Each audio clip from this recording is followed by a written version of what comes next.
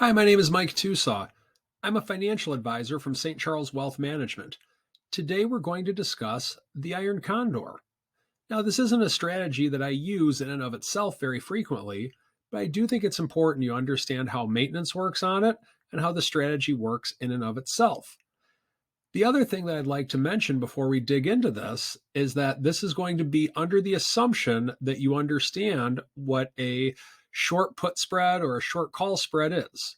If you don't understand what those are, I'd like to recommend that you watch our videos on credit spreads.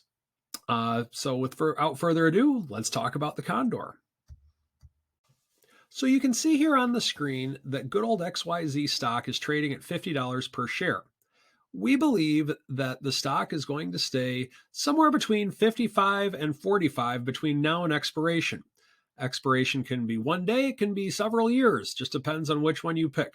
If you're curious as to what would be the best expiration to pick, watch our video on time frame selection, and that can give you a little bit more information. So on here, what we're going to do is we're going to sell a 55-60 call spread. We're going to get a net credit from the 55-60 call spread of $1. Once again, these are made up numbers, just for sake of easy example.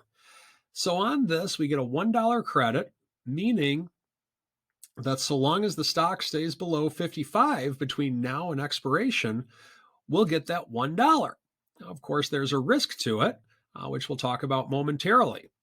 But we think the stock is not going to go below 45 either.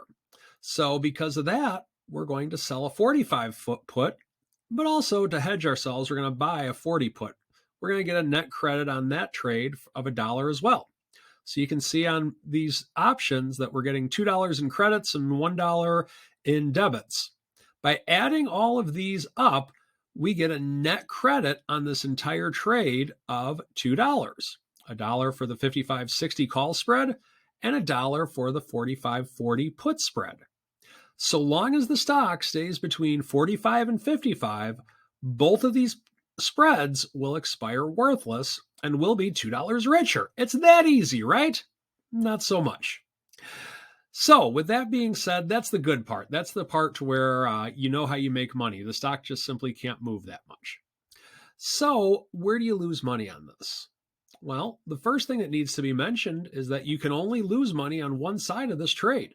You're either going to lose on the call spread or the put spread, or neither of them, as you hope. But it's not possible for you to lose on both of these. So on here, you have $5 between strikes, and your net credit is $2.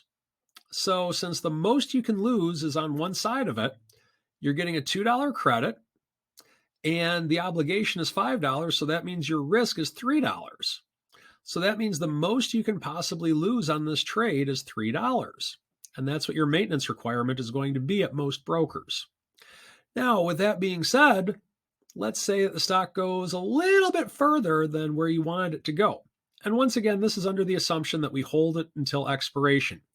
Very seldom do you ever do that, but let's just say that we do.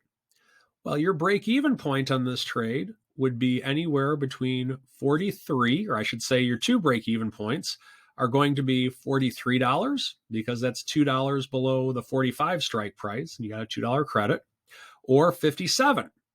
That's $2 above the 55 strike price and you got a $2 credit. So if you're between 45 and 43, you're still going to be ahead, just not as much.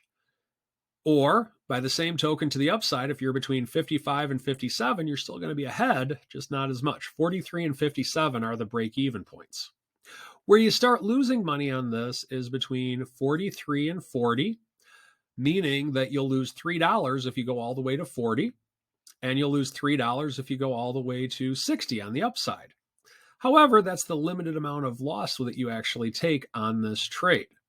So from the diagram, you're seeing that what you want this trade to do is stay between 45 and 55. If it does that, you make money. Very simple.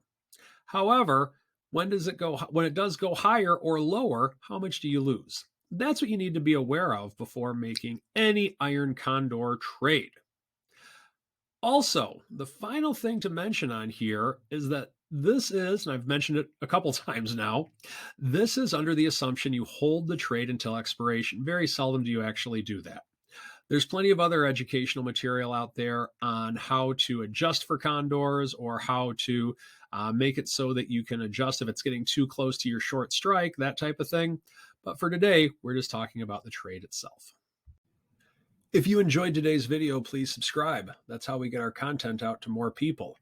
Also, if you would like to have a conversation with a financial advisor who doesn't necessarily do condors, but at least understands them and also uses options in a lot of the everyday management that I do, assuming it's appropriate for the clients, feel free to reach out to me. Go to my website, stcharleswealth.com. And also, please follow me on Twitter. I try to put out a lot of content. Thank you and have a wonderful day.